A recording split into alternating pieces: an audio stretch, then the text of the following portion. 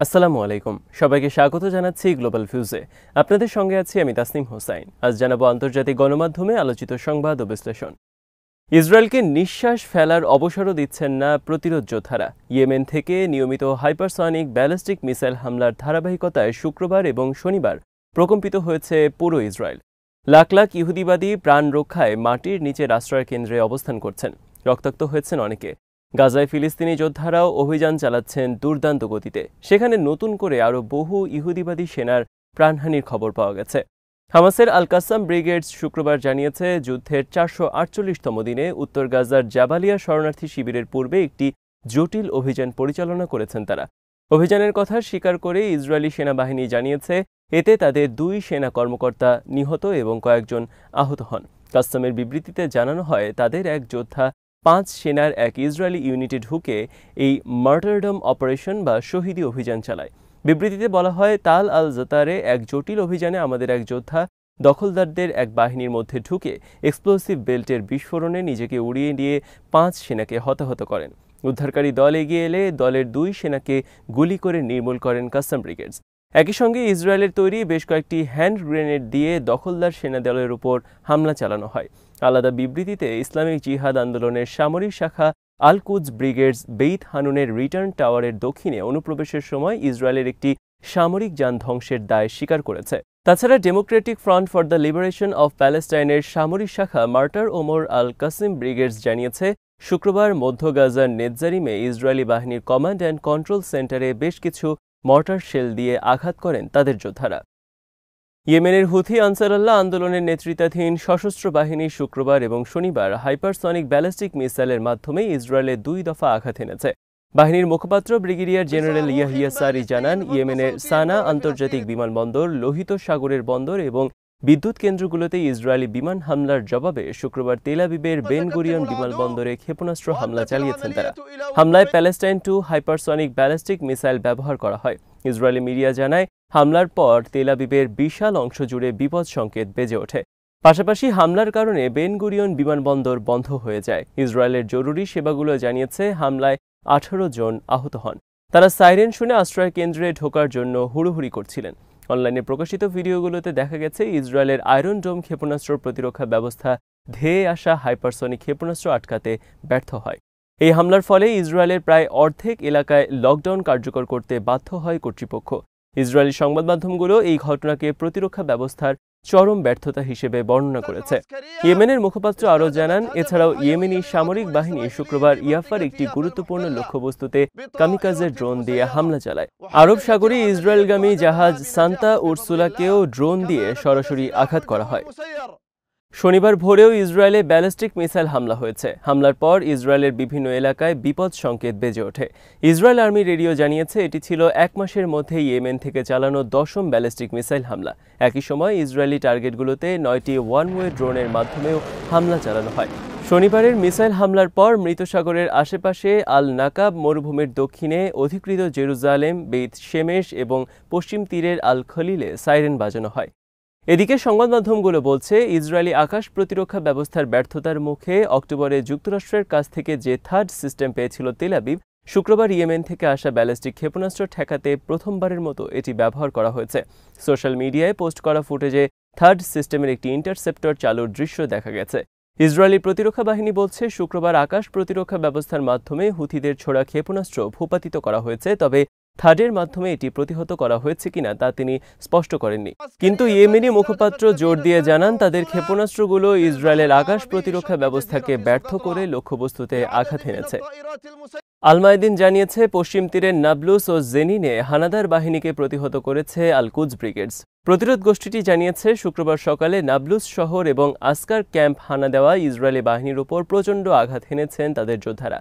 রুজেইব এলাকায় তারা ইসরায়েলি সামরিক যানগুলোকে সরাসরি আঘাত করেন। আল কুদসের জেনিন ব্যাটালিয়ন বলছে, তাদের ইঞ্জিনিয়ারিং ইউনিট কয়েকটি অ্যান্টি পার্সোনেল এবং অ্যান্টি ভেহিকল এক্সপ্লোসিভের মাধ্যমে ইসরায়েলি পদাতিক বাহিনী এবং তাদের গাড়িগুলোতে প্রতিহত করেন। ফিলিস্তিনের রেড ক্রিসেন্ট জানিয়েছে, ইসরায়েলি মিলিটারি জিপগুলো হঠাৎ নাবলুসের পূর্বে আসকার আল জাদিদ ক্যাম্প এবং শহরের কয়েকটি এলাকায় হানা দেয়। এরপর তীব্র লড়াই ছড়িয়ে পড়ে। লড়াইয়ে 20 বছর বয়সী এক ফিলিস্তিনি গুলিবিদ্ধ হন। নাবলুস শহরের দক্ষিণে কয়েকটি এলাকা এবং কুসরা গ্রামেও হানা দেয় ইসরায়েলি বাহিনী।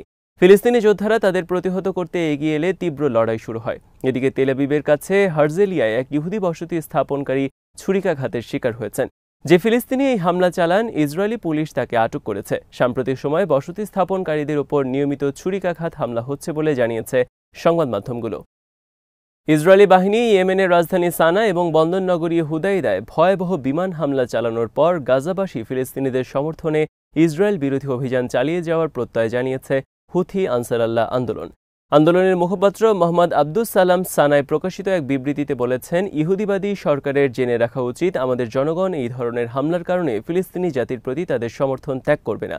আব্দুস সালাম আরও বলেন, ইয়েমেন তার মানবিক এবং ধর্মীয় দায়িত্ববোধের সঙ্গে কখনো আপোষ করবে না। তিনি সানা বিমানবন্দর সহ অন্যান্য বেসামরিক স্থাপনায় ইসরায়েলি বিমান হামলার তীব্র নিন্দা জানিয়ে এক ইয়েমেনি জনগণের বিরুদ্ধে ভয়াবহ অপরাধ বলে বর্ণনা করেছেন।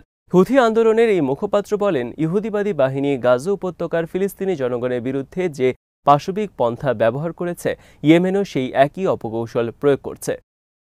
লোহিত সাগরের অন্যতম বন্দর এবং সানা বিমানবন্দরে ইসরায়েলি বিমান হামলাকে উদ্বেগজনক বলে মন্তব্য করেছেন জাতিসংঘ মহাসচিব অ্যান্তোনিও গুতেরেস। তিনি সতর্ক করে বলেন, এই হামলা মানবিক সহায়তা কার্যক্রমের জন্য গুরুতর ঝুঁকির সৃষ্টি করছে। হামলাটি এমন এক সময় হয়েছে যখন লাখ লাখ মানুষ জীবন রক্ষার সহায়তার উপর নির্ভরশীল। এ সময় তিনি ইয়েমেনি সশস্ত্র বাহিনী এবং ইসরায়েলের মধ্যে শত্রুতা বৃদ্ধি ও সানা বিমানবন্দরকে হামলাকে বিশেষভাবে উদ্বেগজনক বলে অভিহিত করেন।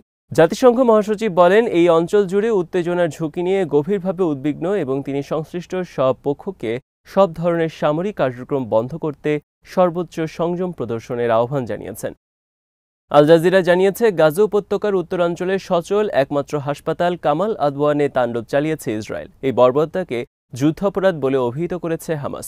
শুক্রবার এক বিবৃতিতে হামাস বলেছে, কামাল আদওয়ান হাসপাতালে ইহুদিবাদী বাহিনীর অভিযান আমাদের জনগণের বিরুদ্ধে অপরাধী শত্রুর হাতে সংঘটিত ভয়াবহ অপরাধযজ্ঞের দীর্ঘ তালিকায় আরেকটি যুদ্ধ অপরাধ যোগ করেছে। ইহুদিবাদী সেনারা বৃহস্পতিবার রাতে হাসপাতালটির আশেপাশে ভয়াবহ বিমান হামলা চালিয়ে সেখানকার 5 স্টাফ সহ অন্তত 53 জনকে হত্যা করে।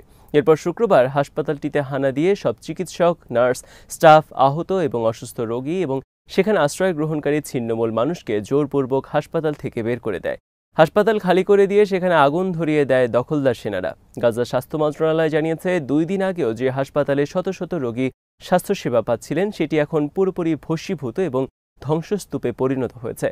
গাজার উত্তরাঞ্চলের আহত বা অসুস্থ রোগীদের সেবা দেওয়ার মতো কোনো হাসপাতাল বা ক্লিনিক এখন আর অবশিষ্ট নেই। হামাসের বিবৃতিতে বলা হয়, কামাল আদওয়ান হাসপাতালের যেসব আহত এবং অসুস্থ রোগী নিহত হয়েছেন এবং হাসপাতালটি ধ্বংস করে যাদের জীবন বিপন্ন করে তোলা হয়েছে, তাদের সব দুর্দশার দায় ইসরায়েল এবং তার প্রধান দোসর যুক্তরাষ্ট্রকে নিতে হবে। গাজা স্বাস্থ্য মন্ত্রণালয় জানায়, এ পর্যন্ত 45,436 ফিলিস্তিনি নিহত হয়েছেন, যাদের অধিকাংশই শিশু ও নারী। ইউক্রেন যুদ্ধ বন্ধ করার লক্ষ্যে কিয়েভ এবং মস্কোর মধ্যে যে কোনো ধরনের শান্তি আলোচনার ব্যবস্থা করতে নিজের প্রস্তুতি ঘোষণা করেছে ইউরোপীয় ইউনিয়নভুক্ত দেশ স্লোভাকিয়া। দেশটির প্রধানমন্ত্রী রবার্ট ফিকো শুক্রবার এই ঘোষণা দেন। ফিকো সম্প্রতি মস্কো সফরে গিয়ে ব্যক্তিগতভাবে তার এই ইচ্ছার কথা প্রেসিডেন্ট ভ্লাদিমির পুতিনের কাছে ব্যক্ত করেন। এরপর শুক্রবার নিজের ফেসবুক পেজে দেওয়া এক পোস্টে ফিকো বলেন, যদি কেউ স্লোভাক প্রজাতন্ত্রে একটি শান্তি আলোচনার আয়োজন করতে চান তাহলে আমরা তার যাবতীয় ব্যবস্থা করতে রাজি আছি। স্লোভাকিয়া সরকার 2023 সালের নির্বাচনের পর থেকে ইউক্রেন যুদ্ধের ব্যাপারে ইইউ এবং ন্যাটোভুক্ত দেশগুলোর ভূমিকার কড়া সমালোচনা করে আসছে। দেশটির আলোচনার মাধ্যমে ইউক্রেনের যুদ্ধবিরতি প্রতিষ্ঠার দাবি জানিয়েছে। পুতিন ইউক্রেন যুদ্ধ বন্ধ করতে নিজের প্রস্তুতির কথা ঘোষণা করার একদিন পর ফিকো তার বক্তব্য জনসম্মুখে তুলে ধরেন। প্রেসিডেন্ট পুতিন স্লোভাকিয়ার প্রধানমন্ত্রীর প্রস্তাব সম্পর্কে বৃহস্পতিবার সেন্ট পিটার্সবার্গে বলেছিলেন, আমরা এই প্রস্তাবের বিরোধী নই। তিনি বলেন, স্লোভাকিয়া ইইউভুক্ত দেশ হলেও ইউক্রেন যুদ্ধের ব্যাপারে দেশটি নিরপেক্ষ ভূমিকা নিয়েছে বলে তার প্রস্তাব গ্রহণ করা যায়। গত মাসে মার্কিন প্রেসিডেন্ট ডোনাল্ড ট্রাম্প নির্বাচনে বিজয়ী হওয়ার পর ইউক্রেন যুদ্ধ বন্ধ করার সম্ভাবনা নিয়ে জোরে সোরে আলোচনা শুরু হয়েছে। ট্রাম্প নির্বাচনী প্রচারণায় বারবার বলেছেন তিনি ক্ষমতায় এলে দ্রুততম সময়ের মধ্যে ইউক্রেন সংঘাতের অবসান ঘটাবেন। তবে তিনি যেমন তার এই সংক্রান্ত বিস্তারিত পরিকল্পনা তুলে ধরেননি, তেমনি তার টিমের পক্ষ থেকেও কিছু বলা হয়নি। আজ এখানেই শেষ করছি। সবাই ভালো থাকুন, সুস্থ থাকুন আর দেখতে থাকুন বিডি ভিউজ। চ্যানেলটি ভালো লাগলে সাবস্ক্রাইব করুন, সংযুক্ত থাকুন আমাদের ফেসবুক পেজে। আল্লাহ হাফেজ।